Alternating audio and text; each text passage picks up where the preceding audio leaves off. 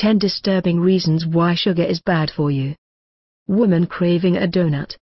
Added sugar is the single worst ingredient in the modern diet. It can have harmful effects on metabolism and contribute to all sorts of diseases. Here are 10 disturbing reasons why you should avoid added sugar like the plague. 1. Added sugar contains no essential nutrients and is bad for your teeth. You've probably heard this a million times before, but it's worth repeating. Added sugars, like sucrose and high fructose corn syrup, contain a whole bunch of calories with no essential nutrients. For this reason, they are called empty calories. There are no proteins, essential fats, vitamins or minerals in sugar. Just pure energy.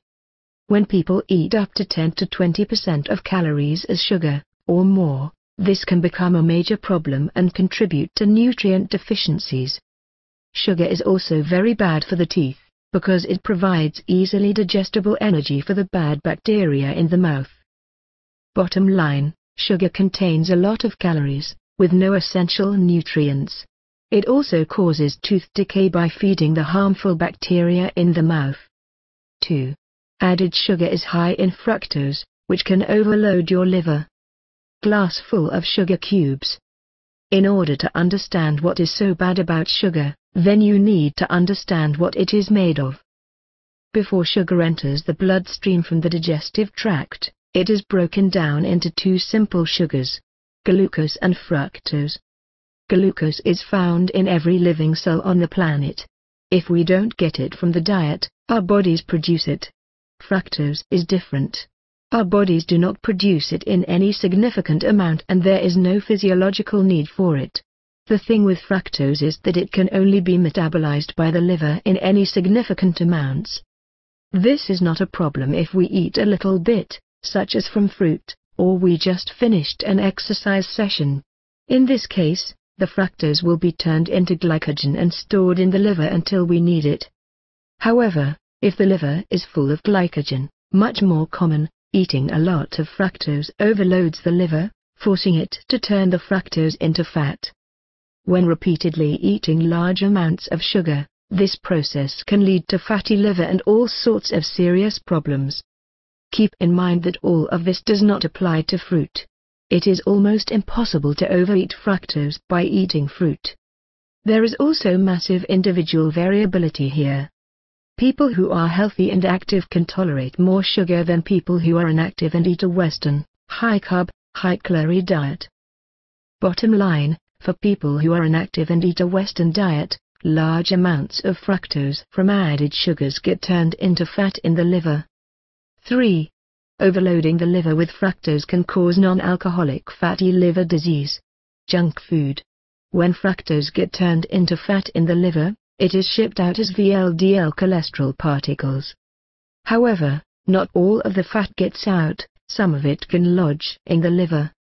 This can lead to non-alcoholic fatty liver disease, NAFT, a growing problem in Western countries that is strongly associated with metabolic diseases.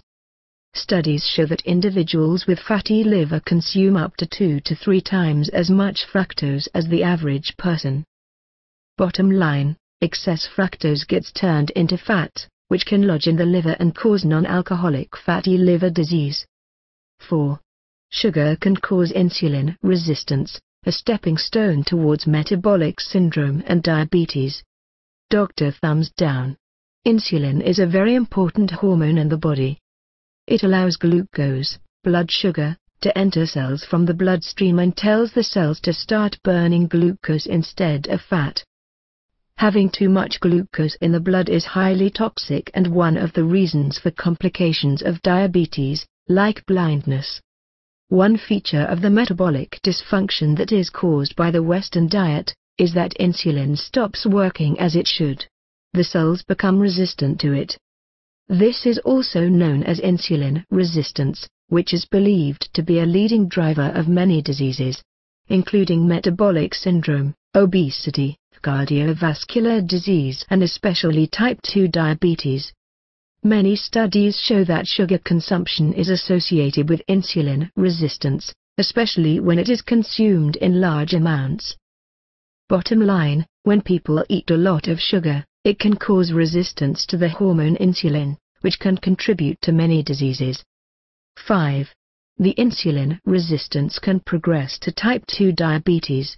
Diabetics shooting insulin.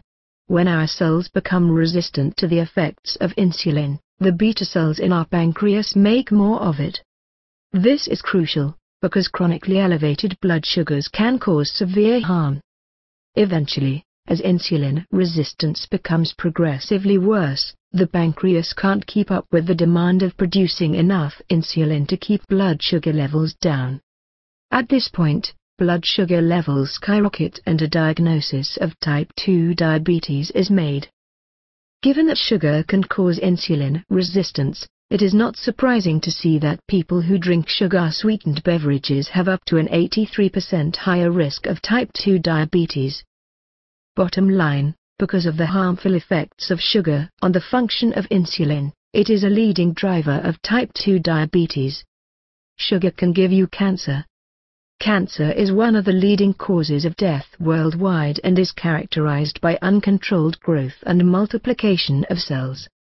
Insulin is one of the key hormones in regulating this sort of growth. For this reason, many scientists believe that having constantly elevated insulin levels, a consequence of sugar consumption, can contribute to cancer. In addition, the metabolic problems associated with sugar consumption are a known driver of inflammation, another potential cause of cancer. Multiple studies show that people who eat a lot of sugar are at a much higher risk of getting cancer. Bottom line, there is considerable evidence that sugar, due to its harmful effects on metabolism, can contribute to cancer. 7. Due to its effects on hormones and the brain, sugar has unique fat-promoting effects. Boy eating ice cream. Not all calories are created equal. Different foods can have different effects on our brains and the hormones that control food intake. Studies show that fructose doesn't have the same kind of effect on satiety as glucose. In one study, people drank either a fructose-sweetened drink or a glucose-sweetened drink. Afterwards, the fructose drinkers had much less activity in the satiety centers of the brain and felt hungrier.